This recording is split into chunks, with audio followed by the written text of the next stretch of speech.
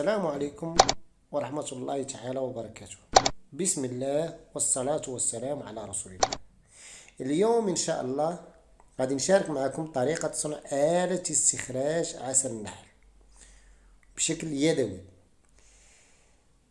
اللي مازال ما مشتركش يشترك ويفعل زر الجرس فضلا وليس أمرا ليصله كل جديد، وما تبخلوش علينا بتعليقاتكم سواء سلبية أو إيجابية.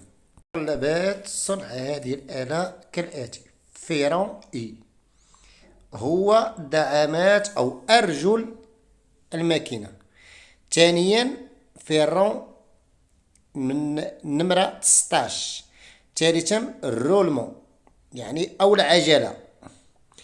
رابعا 2 من البينيو، واحد صغير واحد كبير إلا كنا غنخدمو من الفوق. أما إلا كنا غنستعملو المانيفير من الجانب كنستعملو هاد لا كورون هادي بالبينيو الصغير، وكنحاولو ما أمكن أننا نصنعو ليها يعني صندوق اللي غتكون به حامل هاد لا كورون وحامل البينيو الصغير والرولمون اللي غادي يكونوا يتمشاو فيها أو يدوروا عليها. ثانيا كنحتاجو برميل متوسط، ليس بالكبير أو بالصغير جدا. كما تلاحظون الأرجل صنعتها بهذه الطريقة.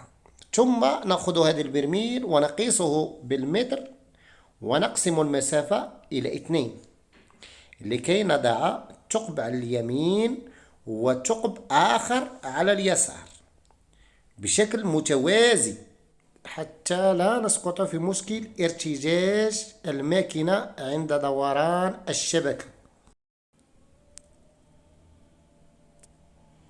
ومن الأعلى كذلك ومثال نقوم بوضع الثقب في جهة اليمين وثقب آخر من الجهة اليسرى بشكل متوازي كما وضعنا بالجهة السفلى من البرميل.